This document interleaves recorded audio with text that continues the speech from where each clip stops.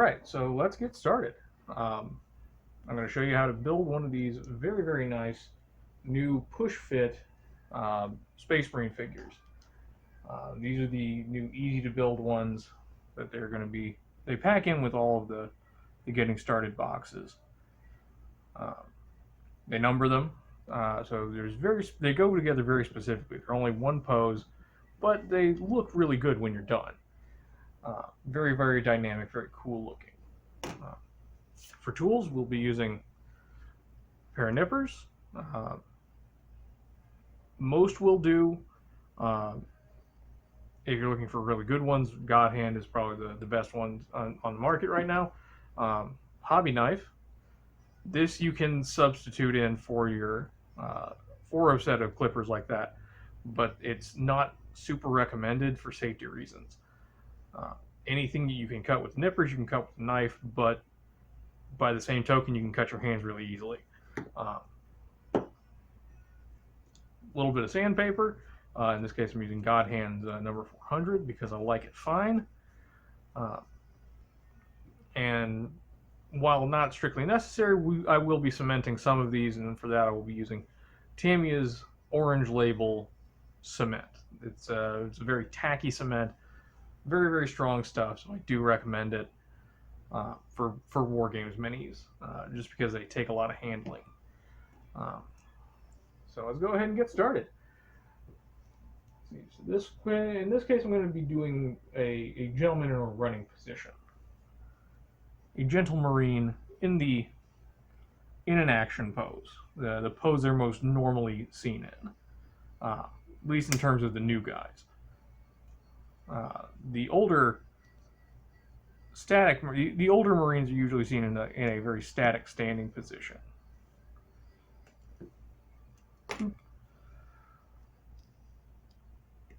Still looked good, but they weren't very dynamic.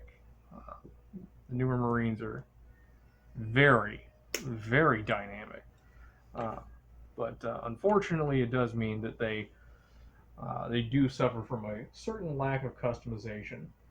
But that's perfectly fine in 90% of cases,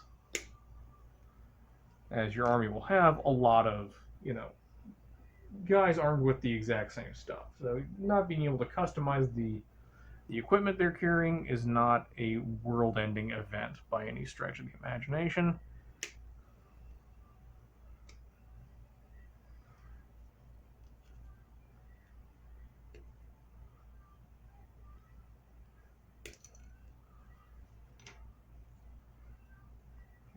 Bolter arm, and then we'll need the chain sword.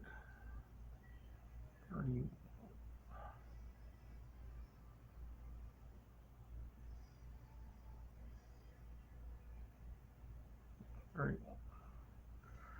There we go.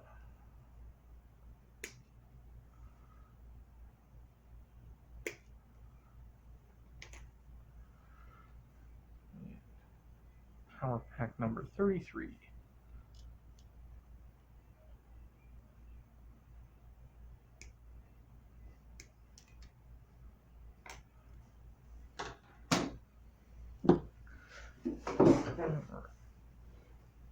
So the first step is cutting all the parts out.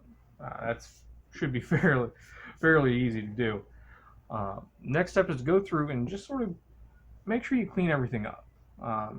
There's going to be some mold lines left over from the molding process, and there's some parts that you may not have cut quite as closely as you could have.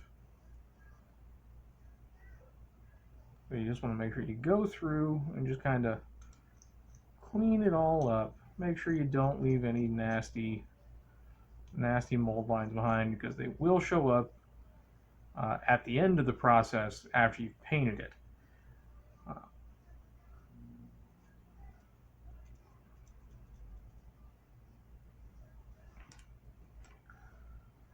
You just kind of want to do one of these passes on pretty much every single part.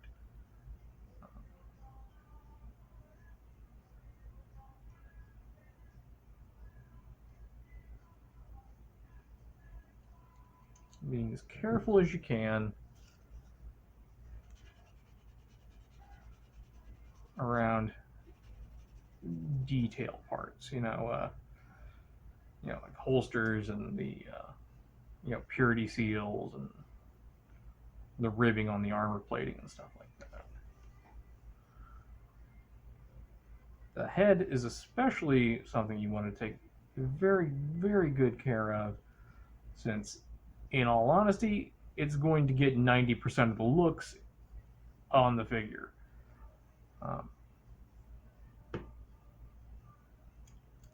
Specifically because it's, this is what you see when you're looking at it on a table. This is what you see.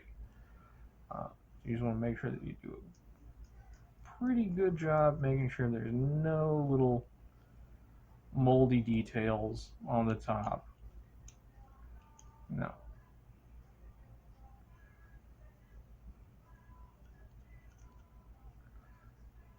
Thankfully, these new getting started boxes do a very, very, very good job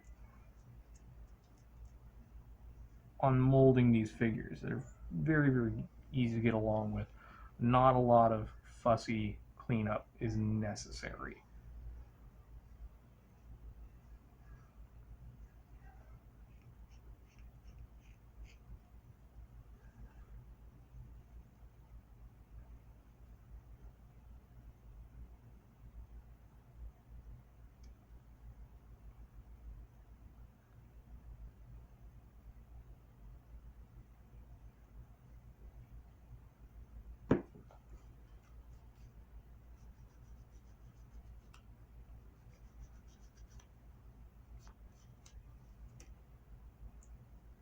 Yep, there we go.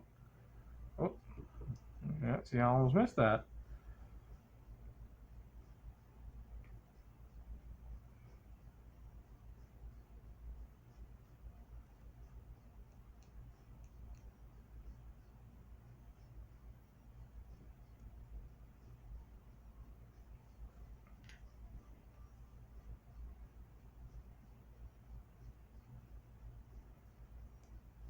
And this is also a spot where you want to make sure you do take a little bit of extra care, because much like the helmet, the backpack is also, or the very top of the backpack, is going to get a lot of looks.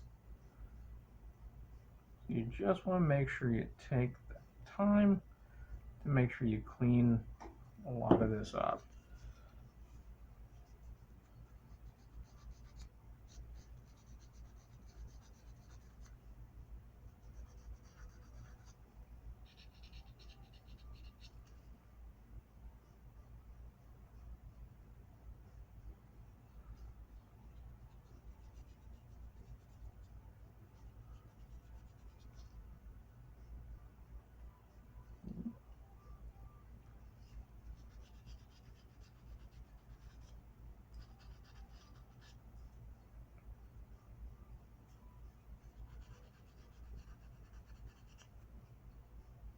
There we are.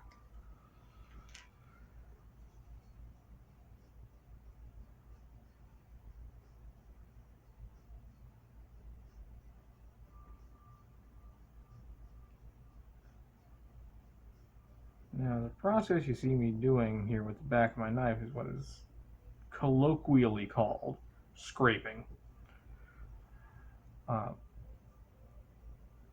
It is a good way to go for taking off most of a mold line. And for cleaning up some of your, a little bit of your rough cutting.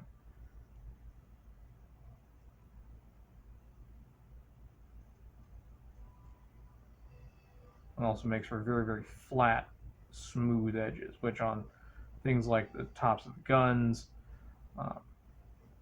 or some of the armor parts is what you want. For more rounded surfaces, like the top of the power pack that you saw earlier, those I usually prefer to do with sandpaper, because you don't want to flatten those areas out too badly if you can get away with it.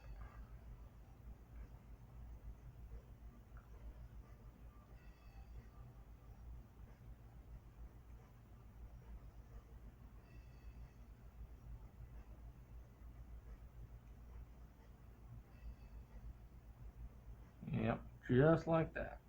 Bingo. All right. With the cutting pretty much done, now move on to the assembly process, which will require us to have a base. Now the new Marines, or at least these Marines, the ones in the start collecting, or not start collecting, in the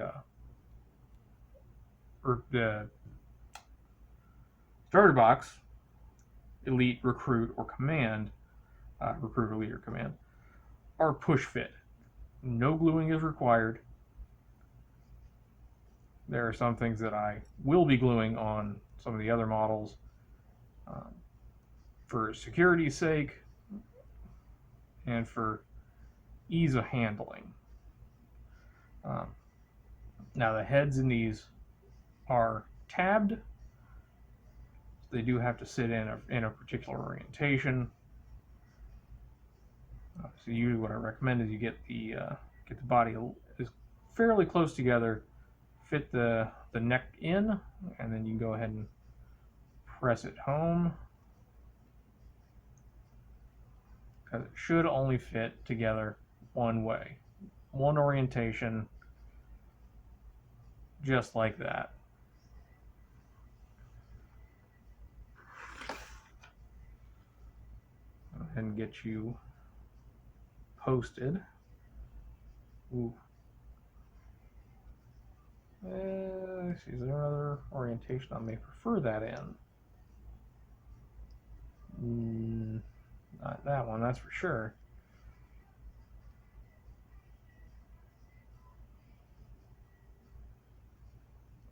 Yeah, that seems about right. The hole in the base is hexagonal, along with the post in the bottom of his foot. So you can orient them as needed, just like that. After that, you can go ahead and attach the power pack. So you certainly aren't going to fight the enemies of the Imperium without a power source for your power armor. The chainsword. Whoop. I kind of did this backwards, I see. Which, thankfully, again, they are push-fit parts, so you can disassemble these. When I'm doing the rest of these kits, I will be showing you how to leave what weird parts you should leave unglued for the sake of painting details later on. So first, let's attach that power sword arm, or not power, chainsword arm, the chain sword, for only the most discerning of close combat experts, and the bolt pistol. There we go. Very, very cool. Very dynamic.